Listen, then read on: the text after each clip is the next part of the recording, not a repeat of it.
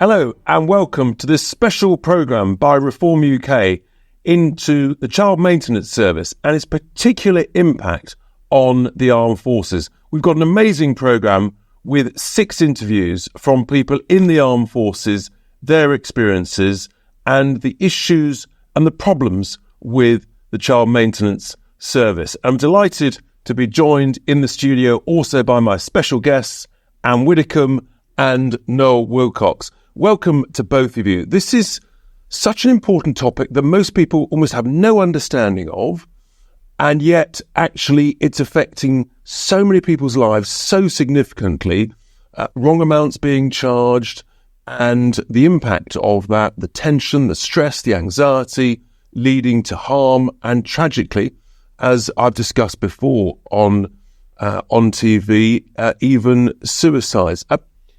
And how long have you been involved, been listening to and experiencing these challenges? What was the Child Support Agency and now the Child Maintenance Service? Well, effectively, since the early 1990s, when what was then the Child Support Agency was first brought in.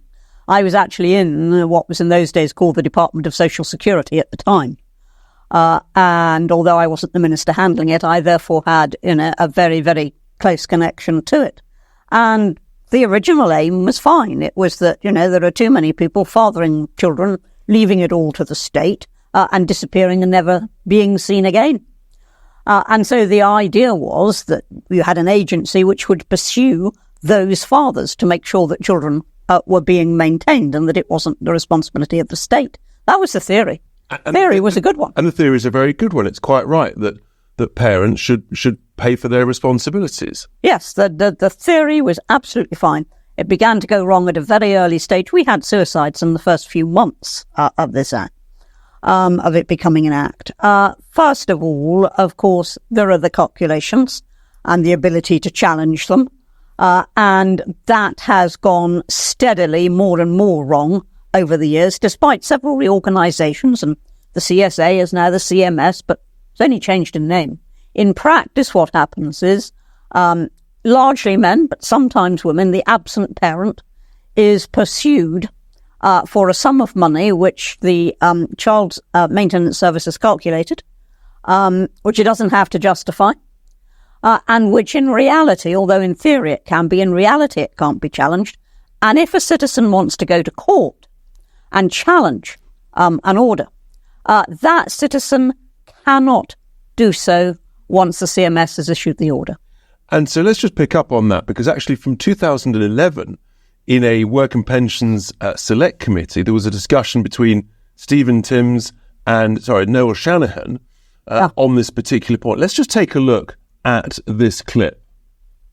I think there's some severe question marks over the figure of 3.8. I think that the work that the department has done, CMEC has done, identifies that going back many years, we used to create something called an interim maintenance arrangement.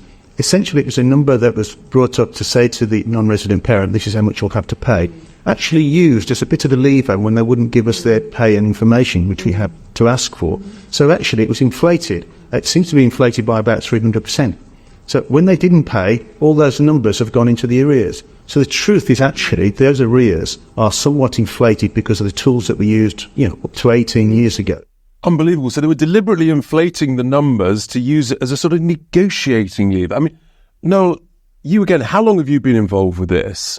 And what's your own experience? Well, Richard, I've been involved with this now for about 5 years, conducted extensive research into the Child Maintenance Service because I have been significantly affected myself by these calculations.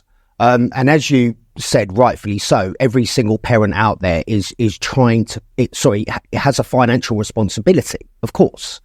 However, what I'm seeing is that all of these parents, they're trying to pay the correct amount of money. Exactly. Yes. And that's been this ongoing battle that we've been seeing for a very, very long time, is that parents are doing everything they can to pay, but the state is inflating these incomes. What I don't understand is why it's so difficult. I mean, it's quite right. You want to pay the appropriate amount of money. Sometimes people make mistakes, get things wrong. It should be relatively straightforward to say, okay, we've messed up there, we'll sort it out. And I'm guessing the vast majority are sorted out quite straightforwardly. But it does seem they actually pursue people without any evidence. We've got another clip here with Stephen Timms, the MP, and Joshua Redaway. Let's just take a look at this. I've received, as I suspect a number of us have, quite a few angry emails. I'm forwarding you case details. The Child Maintenance Service has been awarded a liability order for a fictitious debt. There are many thousands of cases like this one. In your report, I noticed you put a figure of 99.35% on the accuracy of the child maintenance calculations.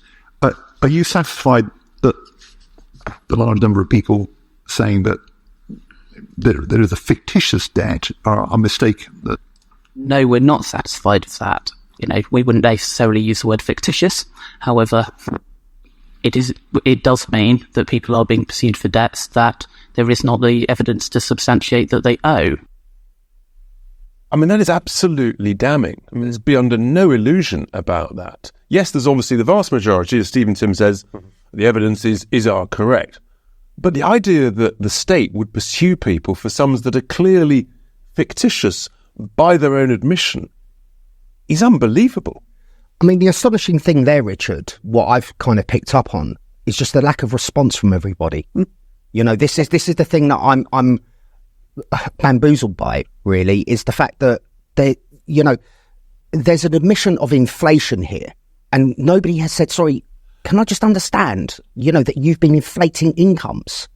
That's an admission. I mean, I hate to say it, but this has got all the rings of another scandal that we've heard about with great tragedy recently, the post office scandal, when again, actually, over many, many years, it was known there was a massive problem and some things were covered up, sort of buried below the surface, stuck in the bottom drawer.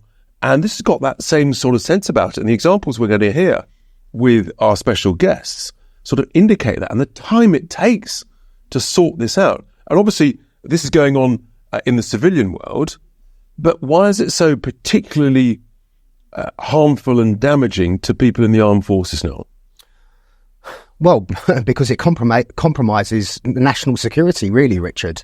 That's what it is. If we're relying on our men and women of the armed forces to go out there and do a job, and the state is coming after them behind the scenes, then that's a very, very serious problem. Absolutely. And the tension and the stress. I mean, it's hard enough keeping a family together when you're in the armed forces. As you say, when you're serving your country, when you might be overseas on operations for some period of time. But to have this sort of overload, this burden and the errors, I can imagine the tension and the stress must be horrendous, actually. Well, as you've just said, I mean, marriage, it's well known that the military has quite a high divorce rate, separation rate. And when we are sending our men and women overseas, to protect our values here, we expect them to be looked after. Absolutely right. We really do. Well, thank you two. Coming up, my friends, Anne is going to be talking to Lee and Craig about some of their experiences, that stress, that tension. Stand by. Bye.